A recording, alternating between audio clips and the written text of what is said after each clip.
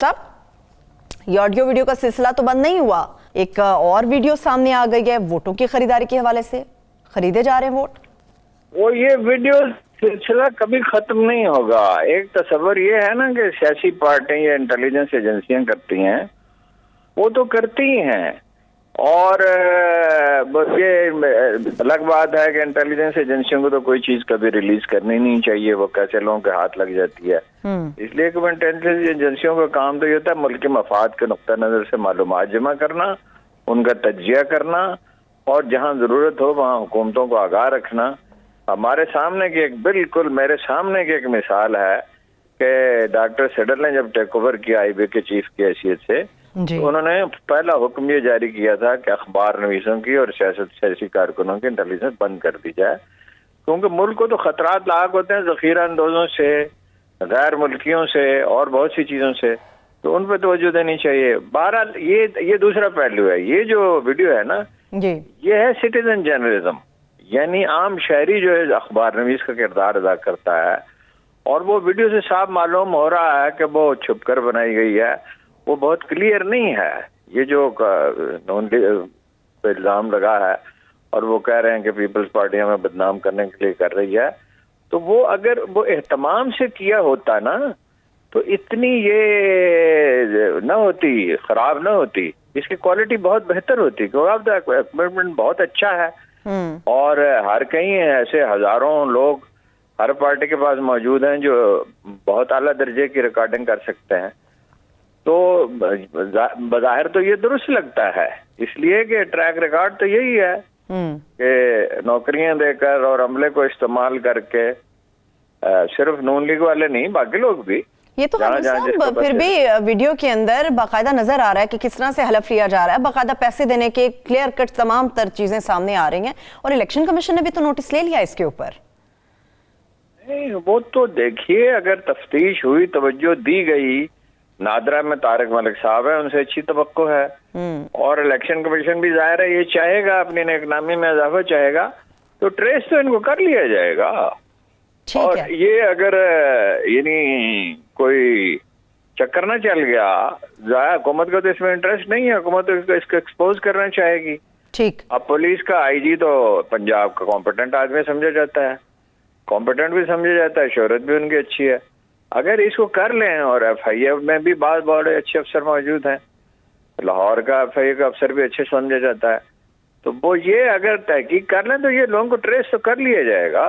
ये तो वैसे तनहा नून लीग का मसला नहीं है। सिर्फ देखिए एमक्यूएम तो सारे पोलिंग बूथ पे ही कब्जा कर लेती थी और सिंधी वडेरे कब्जा कर लेते हैं। अब पहली दफा वो खतरे में है और मशीन की मुखालफत की ही वजह है। आप इस पे कोई सवाल पूछे तो मैं उसकी वजाहत कर दूंगा। बिल्कुल ऐसा ही है ईवीएम के हवाले से। इसी तरह हमारे जनूबी पंजाब में बाज वडेरे कब्जा कर लेते हैं, गुजरात मंडी बहाउद्दीन से ये शिकायत आती है और बात जगह से। ये सियालकोट के इलेक्शन में क्या हुआ था वो तो पूरी रिपोर्ट मौजूद है ना जी।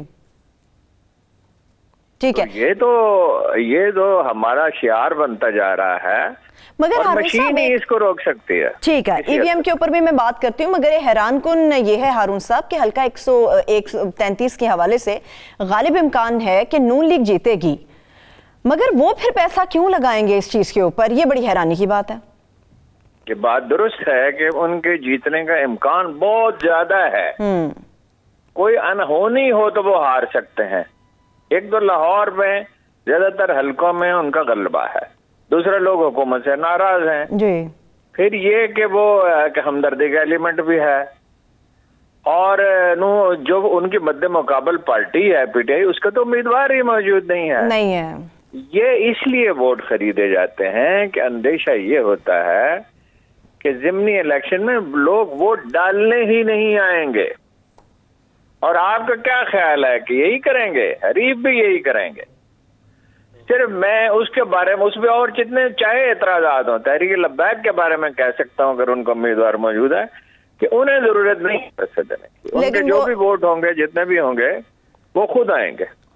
बिल्कुल सही बात है। वो तो ऐलान भी हारून साहब कर चुके हैं 2023 में इंतखाब हो आम या उससे पहले हो, तहरीक लब्बैक मुकम्मल तौर पर तैयार है लड़ने के लिए।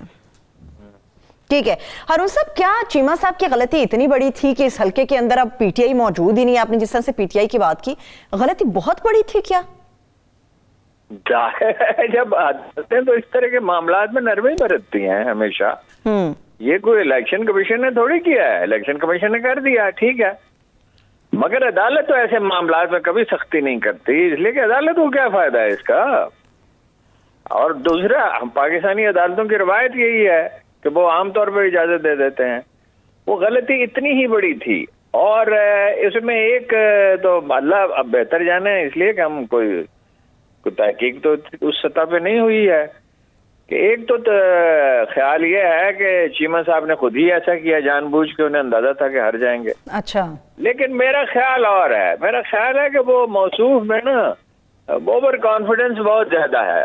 میں اس سے زیادہ سخت لفظ نہیں استعمال کرنا چاہتا. ٹھیک ہے، مطلب انہوں نے جو اس کے بعد ایک انٹرویو دیا تو اس میں یہ کہا کہ 7% کا فرق تھا. میرے جیسے آدمی کے لیے 7% کا فرق کیا ہوتا ہے؟ آپ کے لیے کیا مطلب؟ آپ ابراہم لنکن ہے، آپ قائد اعظم ہے، آپ کوئی تو بڑی تاریخ ساز شخصیت ہے، آپ ایک معمولی ایک عام پولیٹیکل ورکر ہیں، ذرا زیادہ محنتی ہیں، ذرا آپ نے کاروبار زیادہ چمکا لیا ہے.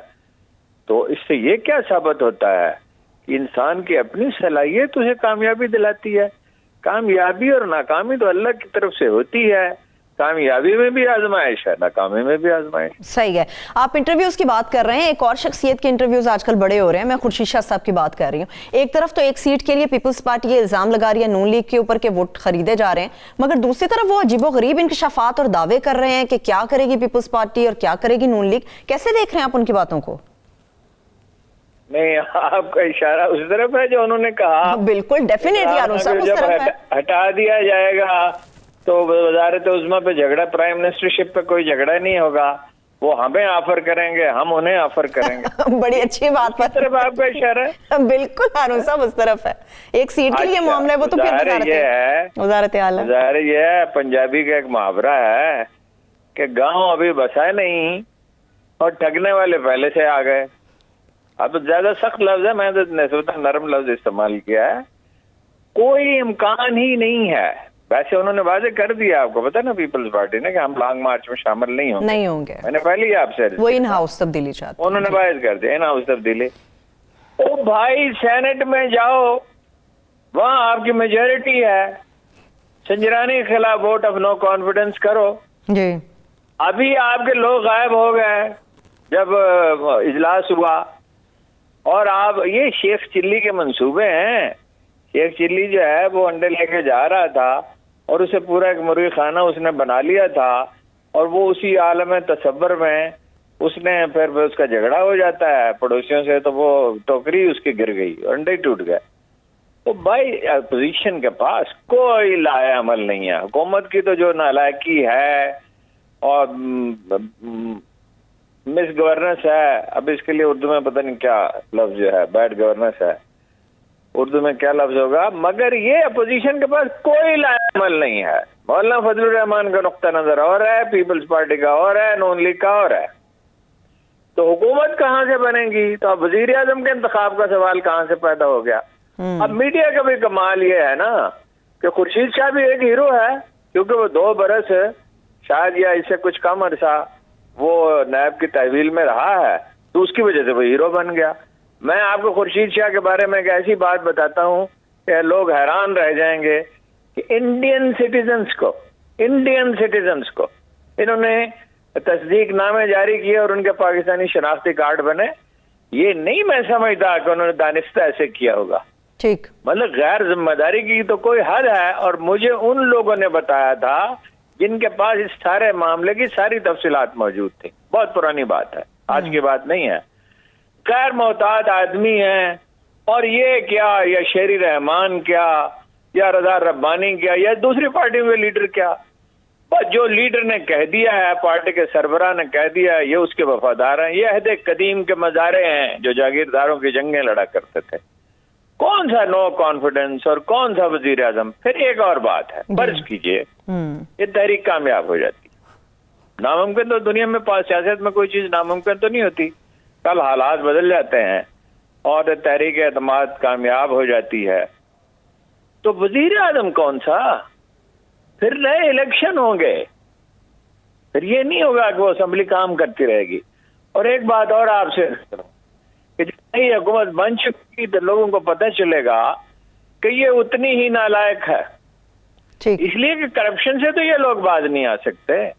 اور پھر ایک سوال اٹھے گا، کراچی سے لے کے چترال تک، کافرستان تک ایک سوال اٹھے گا کہ نواز شریف صاحب آپ انڈیا کے خلاف بات کیوں نہیں کرتے؟ یا محترمہ مریم نواز صاحب آپ کیوں نہیں بات کرتے؟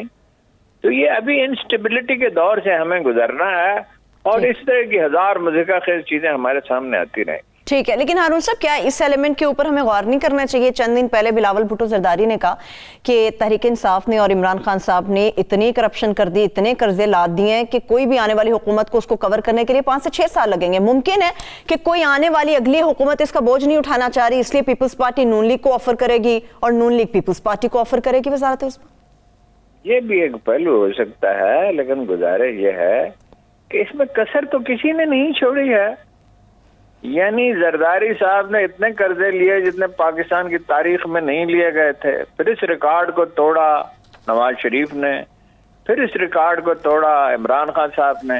وہ قرضے جب بڑھتے چلے جاتے ہیں، آپ بہت سے ذاتی ایسے لوگوں کو جانتے ہوں گے، ہم بھی جانتے ہیں، جو قرضے لیتے رہتے ہیں اور ادا نہیں کر سکتے، پھر اس کے لیے اور قرضے لیتے ہیں، پھر اور قرضے لیتے ہیں، پھر گھر کا ساز و سامان بکنے تک نوبت آتی ہے۔ جب آپ اپنے اخراجات تک محدود نہیں رہتے، جتنی چادر اتنے پاؤں نہیں پھیلاتے، تو یہی انجام ہونا ہوتا ہے۔ ایک پہلو یہ ہے۔ دوسرا پہلو اس کا وہی ہے جو ہمیشہ جس کا ذکر ہم کرتے ہیں کہ ٹیکس آپ وصول نہیں کرتے۔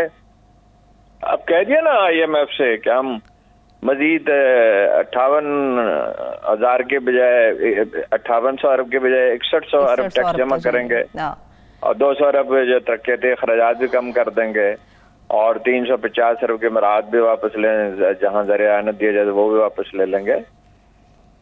یہ جب کوئی قوم ایک صارف معاشرہ بن گیا ہے، آپ باقی تو چیزیں چھوڑیں، یہ اتنی قیمتی کاریں کس لیے امپورٹ ہو رہی ہیں جو ملک میں بنتی ہیں؟ اس پہ تو بعد میں بات کرتے ہیں۔ جی ٹھیک ہے۔ اچھا، کھانے پینے کے اشیاء 1.5-2 بلین ڈالر کی تو آخری دفعہ میں نے دیکھا تھا، اب اس سے زیادہ ہوں گی شاید۔